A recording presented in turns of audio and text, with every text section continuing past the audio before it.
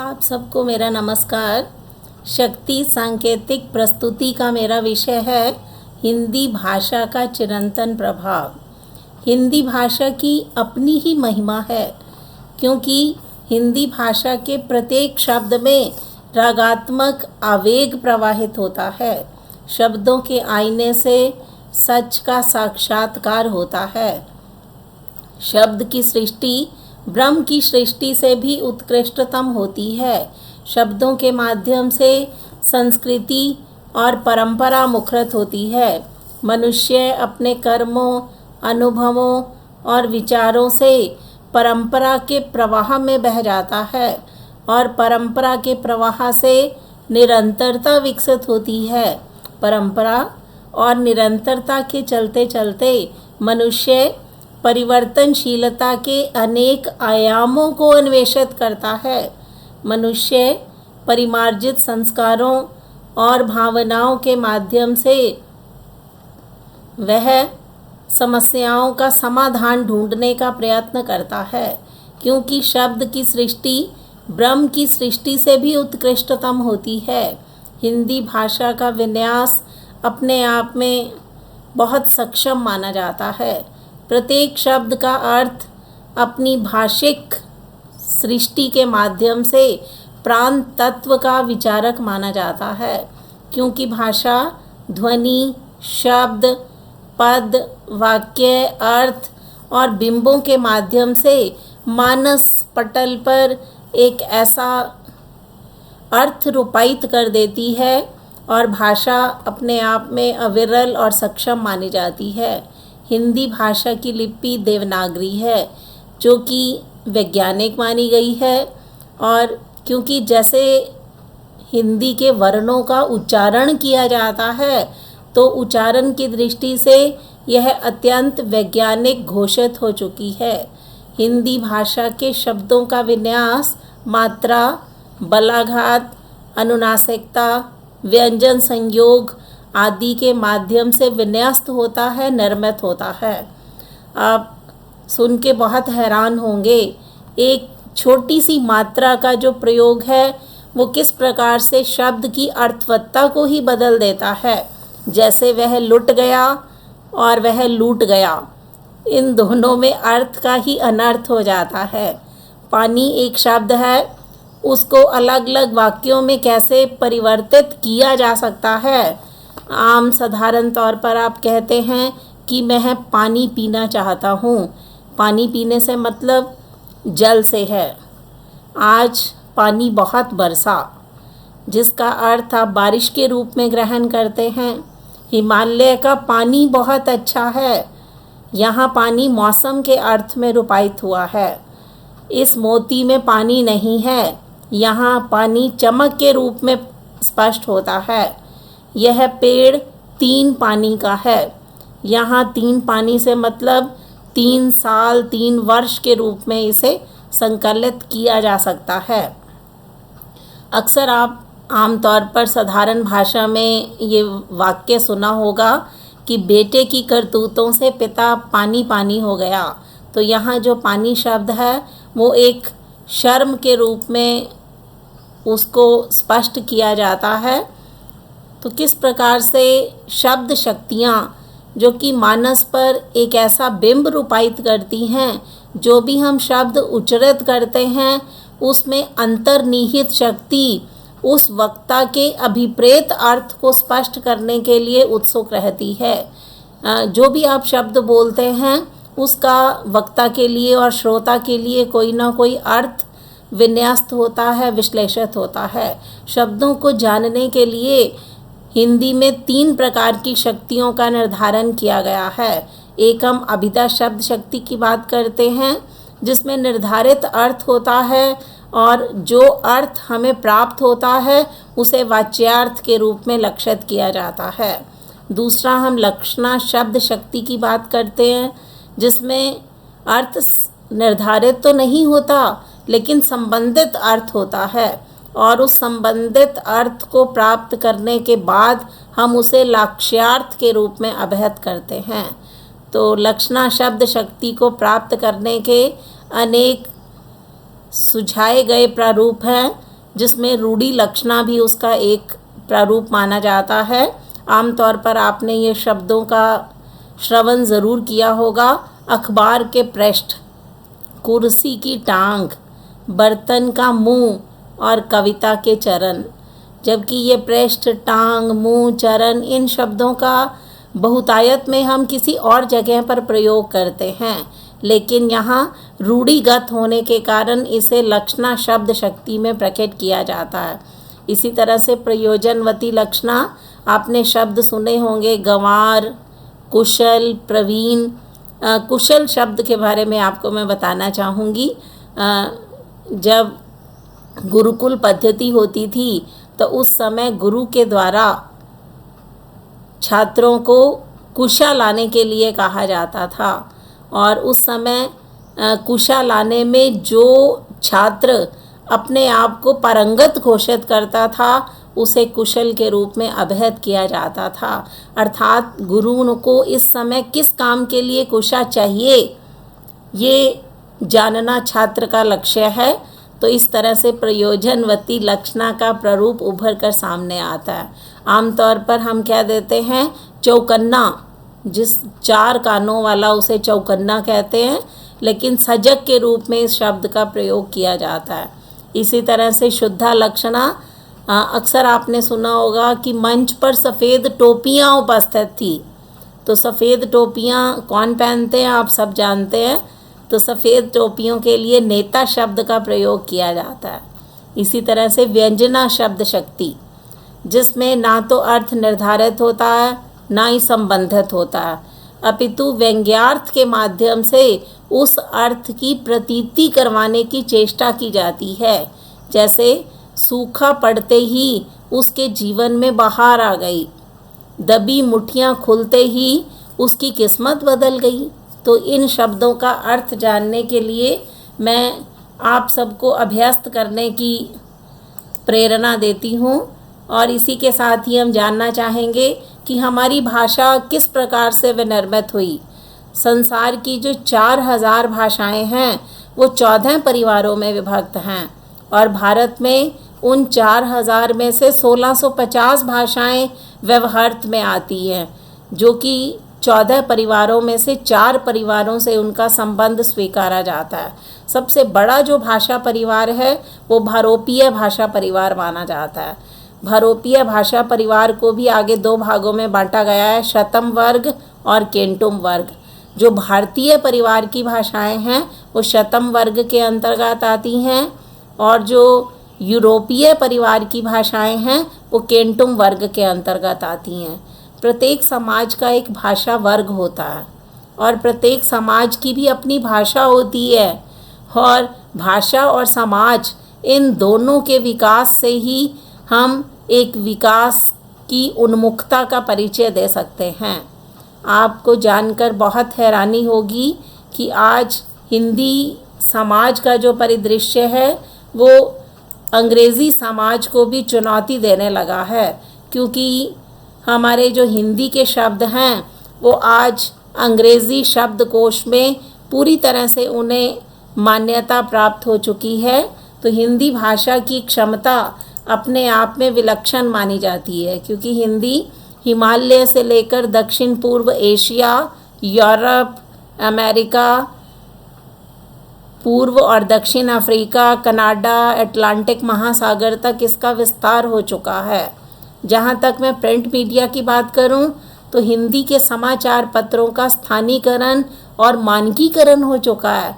आज England, Canada, Australia इत्यादि में बैठा हुआ कोई भी भारतीय सुबह उठते ही भारत के अखबारों से परिचित हो सकता है।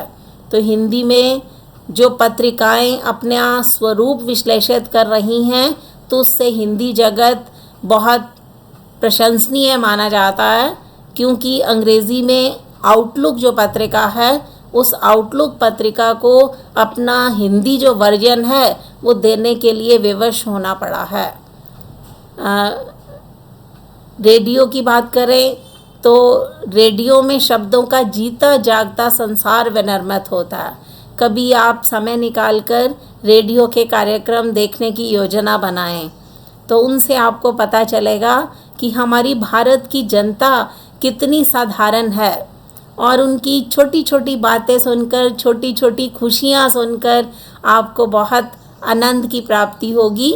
हमारे प्रधानमंत्री श्री नरेंद्र मोदी जी ने जनता से बात करने के लिए एक मन की बात कार्यक्रम भी शुरू किया है, और उस कार्यक्रम के माध्यम से वो जनता के साथ जुड़ने की कोशिश करने में पूरी तरह से कटिबद्ध है।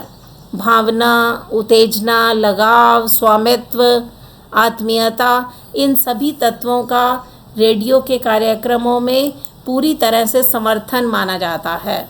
रेडियो के बाद हम दूरदर्शन की बात करते हैं कि दूरदर्शन पर जो कार्यक्रम आते हैं, उन कार्यक्रमों से हम भारत के सभी प्रदेशों से परिचित होने लगे हैं।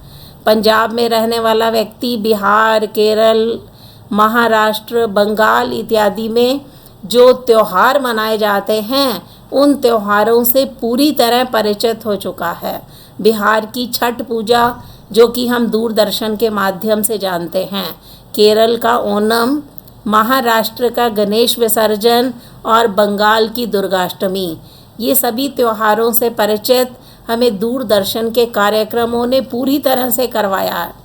और भारतीय दर्शन, अध्यात्म इत्यादि को लेकर हमारे दूरदर्शन पर बहुत से टीवी चैनल हैं, जिसमें आस्था, पूजा, साधना, संस्कार, सत्संग, संस्कृति आदि पर हमारी अस्मिता का परिचय मिलता है।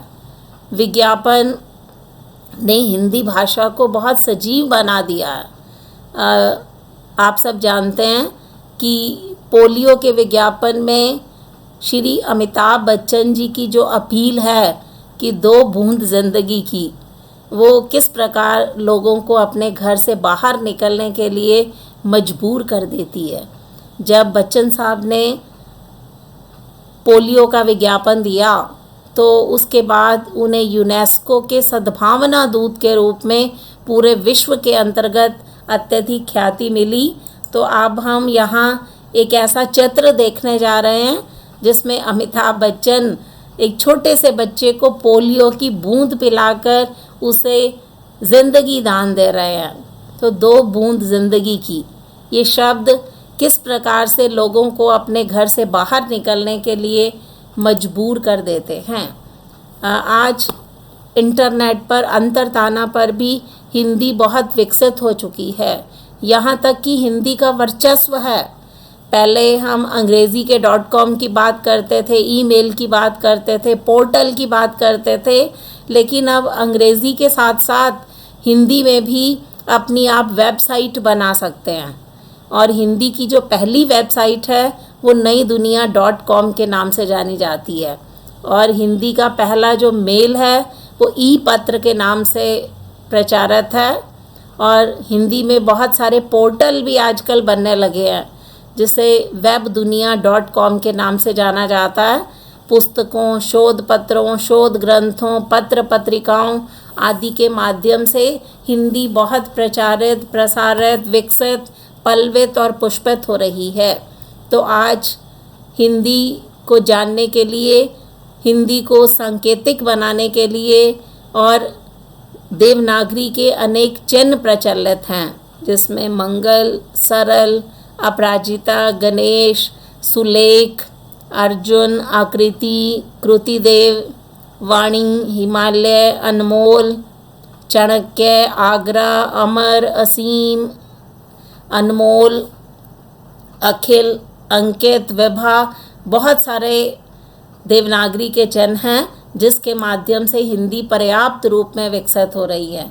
कुछ पोर्टल जो आजकल बहुत प्रचलित है वो मैं आपके सामने रखने की कोशिश कर रही हूँ, जिसमें से आज तक, हिंदी नेस्ट, गूगल समाचार जिससे आप सभी परिचित हैं, कविता, अक्षर पर्व, कल्याण, साहित्य कुंज, गद्य कोश, BBC हिंदी, हिंदी समय, ये बहुत सारे पोर्टल आजकल इंटरनेट पर प्रचलित हैं।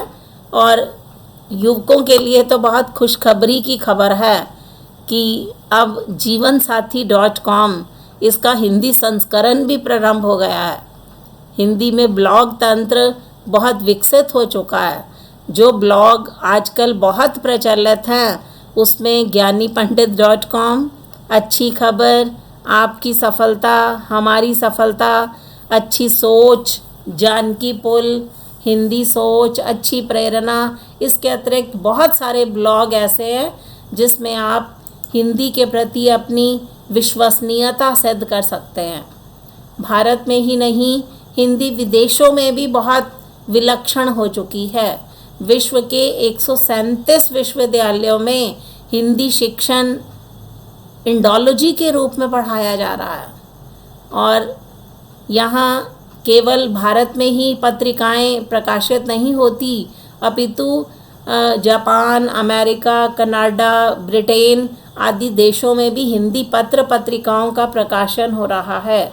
जापान में सर्वोदय, अमेरिका में सौरभ, कनाडा में वसुधा, बहुत सारी पत्र पत्रिकाएं हिंदी के प्रचार प्रसार में अपनी बहुमुखी भूमिका निभा रही हैं। शिक्षा की गुणवत्ता को अगर हम परखना चाहें तो ज्ञान दर्शन नाम का एक चैनल प्रारंभ हो चुका है। तकनीकी शिक्षा को जानने के लिए एकलव्य चैनल है और स्वास्थ्य, बाल, कला, संस्कृति आदि के कारण एजुटेनमेंट नाम से शिक्षा के प्रचार प्रसार में इस समय बहुमुखी योगदान दिया जा रहा है। शैक्षणिक गतिविधियों को जानने के लिए, उनसे जुड़ने के लिए इस समय बहुत सारी वेबसाइट हैं, जिसमें से कुछ का मैं यहाँ उल्लेख करना चाहूँगी, जिसमें राजभाषा.com, hindinet.com, dic.com, boloji.org और भाषाहिंदी.com, भारतदर्शन.com भी इस समय बहुत प्रचलित है, जहाँ पर आप कविता, गद्य, संस्मरण, रेखा चित्र आदि के माध्यम से हिंदी के प्रति अपना लगाव प्रदर्शित कर सकते हैं। तो हिंदी बहुत विस्तृत हो चुकी है, व्यापक हो चुकी है। हिंदी न केवल भारत अपितु विश्व के सभी वर्गों तक उसका प्रचार प्रसार हो चुका है। लेकिन हिंदी की अध्यापिका होने के नाते जो मुझे कचोटता है उसमें वर्तनी की कुछ अशुद्धियां हैं। उन अशुद्धियों पर हमें सुधार करना बहुत अनिवार्य हो गया है। आप सब वर्णमाला से परिचित हैं। हमारी वर्णमाला के अंतर्गत कंठस्थ पंचम वर्ण का जो सिद्धांत है वो कार्यान्वयन करता है, जिसमें हम कंठ्य, तालव्य, मूर्धन्य आदि की बात करते हैं। जो पहला हमारा वर्ग है वो कंठ्य के नाम से जाना जाता है, जिसे हम कवर्ग बोलते हैं। वाग में गंगा, चवर्ग में संचय, किंचित, त्वर्ग में क्षणमास, पंडित, त्वर्ग में निंदा, तन्मय और पवर्ग में परंपरा और सम्मुख। इसके आजकल कंप्यूटर की भाषा होने के कारण इन सब के लिए अनुस्वार का प्रयोग किया जाने लगा है, लेकिन अनुस्वार में हम उसे अण बोल लें, म, आ, न, तो इनमें से ज़्यादातर उच्चारण करते समय विद्यार्थियों को बहुत मुसीबत का सामना करना पड़ता है। अगर हम उसके पंचम वर्ण के सिद्धांत से परिचित होंगे तो न, अण, म इन शब्दों के उच्चारण में कभी भी हम गलती नहीं करेंगे। और उसके बाद मैं बताना चाहूँगी कि र, श और री के बाद अगर न आता है तो अक्सर विद्यार्थी अध्यापकों से पूछते हैं कि यहाँ पर न आएगा या अण आएगा, लेकिन जब भी र, श और री के बाद न आए तो वह अणा ही होता है। तो इसका पूरी तरह से अध्यापक वर्ग को इसके बारे में परिचित होना चाहिए। संज्ञा शब्दों के साथ जब हम इक प्रत्यय लगा देते हैं तो उसका जो प्रारंभिक वर्ण है उसमें वृद्धि हो जाती है। आमतौर पर जब हम समाज की बात करते हैं तो उसमें इक प्रत्यय लगा देने के बाद सामाजिक शब्द बनता है। उपन्यास में जब इक प्रत्यय लगाते हैं तो औपन्यासिक बनता है। इतिहास में आपने ये किताबों में बहुत बार इसे गलत लिखा और पढ़ा होगा, ऐतिहासिक, लेकिन इस नियम के तहत हम इसे ऐतिहासिक के रूप में जानना चाहते हैं। क, ख, ट, ठ, प, फ इनके साथ हमेशा मूर्धन्य श लगता है। अक्सर बच्चे अध्यापक से जब नियम की जानकारी नहीं कर पाते तो वह श के कारण हिंदी भाषा को जानने से ही विलग रह जाते हैं। लेकिन अगर छोटे बच्चों को प्रारंभ से ही उनकी नींव को परिपक्व कर दिया जाए, उन्हें बताया जाए कि किन शब्दों के साथ, किन वर्णों के साथ श आएगा और किन के साथ हम मूर्धन्य श का प्रयोग करेंगे, तो बच्चे मेरे ख्याल में कभी परेशान नहीं होंगे। च और छ के साथ भी मूर्धन्य श का ही प्रयोग होता है। इसी तरह से जब हम तद्भव प्रत्ययों के साथ जब ह्रस्व का प्रयोग करते हैं तो पहले वो दीर्घ होता है, दीर्घ बाद में ह्रस्व में परिणत हो जाता है। जैसे आमतौर पर आपने अक्सर उच्चारण किया है पूजा, तो पूजा को जब हम पुजारी के रूप में करेंगे तो वो ह्रस्व हो जाएगा। बूढ़ा का बुढ़ापा, भूल का भुलक्कड़, पूर्व का पुरवाई, शब्दों का विन्यास ऐसे होता है। शब्द की विनिर्मिति इस प्रकार से होती है। तो शब्दों की ऐतिहासिकता, शब्दों की निर्माण कला और शब्दों का विन्यास भाव अगर बच्चों को बताया जाए तो धीरे धीरे बच्चे उन नए शब्दों के साथ परिचित हो सकेंगे। आमतौर पर भाववाचक संज्ञाओं के साथ कभी भी दोबारा प्रत्यय नहीं लगता। आपको पता होना चाहिए कि सौंदर्य में पहले ही प्रत्यय लगा हुआ है। अगर हम उसके साथ ता और प्रत्यय जोड़ देंगे तो वह हम उसे पूरी तरह से गलत बोलने का, गलत उच्चारित करने का एक कारण बन जाते हैं। धैर्य भी अपने आप में प्रत्यय के साथ समन्वित है, औदार्य भी अपने आप में समन्वित है। तो उनके साथ ता प्रत्यय लगाकर उनके भंगिमा को और अधिक मुसीबत में नहीं डालना चाहिए। कई बार उच्चारण के कारण हम किसी शब्द पर ज़्यादा जोर देना प्रारंभ कर देते हैं। जैसे बलाघात करते हैं हम, तो शरबत, बिल्कुल, उल्टा, गलत, ये वर्तनियाँ सिर्फ हमारे बलाघात के कारण ही अशुद्धि की परिचायक बन जाती हैं। जितनी भी जीवामूलक ध्वनियाँ हैं उनके नीचे अधो बिंदु लगता है। ये अक्सर लोग बोलने में इन्हें व्यवधान उत्पन्न करते हैं। जैसे क में कीमत, ख में खबर, ग में गरीब, ज में ज़मीन और फ में अधो बिंदु होने के कारण इसे कफन के रूप में उच्चारित किया जाता है। तो इस समय कुछ उत्क्षिप्त ध्वनियाँ भी हैं जिसमें अधो बिंदु लगता है। पढ़ाई, पहाड़ और इसी तरह से कुछ मान प्रत्यय संज्ञाओं के साथ लगाए जाते हैं, तो जिसके कारण उसमें हलंत का प्रयोग किया जाता है। क्योंकि हिंदी संस्कृत भाषा से उत्पन्न हुई है, तो संस्कृत सभी भाषाओं की जननी मानी जाती है और हम उस जननी से जब शब्दों का तत्सम रूप ग्रहण करते हैं तब हमें उन्हीं शब्दों का ज्यों का त्यों प्रयोग करना पड़ता है। तो ये कुछ शब्द हैं जिनके नीचे हलंत लगाया जाता है, जैसे मूल्यवान, श्रीमान, महान, बुद्धिमान, भगवान, पृथक, पश्चात। मैं प्राध्यापक वर्ग से अनुरोध करना चाहती हूँ कि कुछ वर्तनी की जो अशुद्धियाँ हैं उन पर पूरी तरह से विचार विमर्श करें, चिंतन मनन करें, ताकि आप बच्चों के साथ अन्याय न कर सकें और बच्चों को बचपन से ही इन गलतियों के बारे में, इन अशुद्धियों के बारे में बताया जाए, ताकि हम हिंदी भाषा के अत्यधिक विकास में योगदान दे सकें। इन्हीं शब्दों के साथ ही मैं अपनी वाणी को विराम देती हूँ।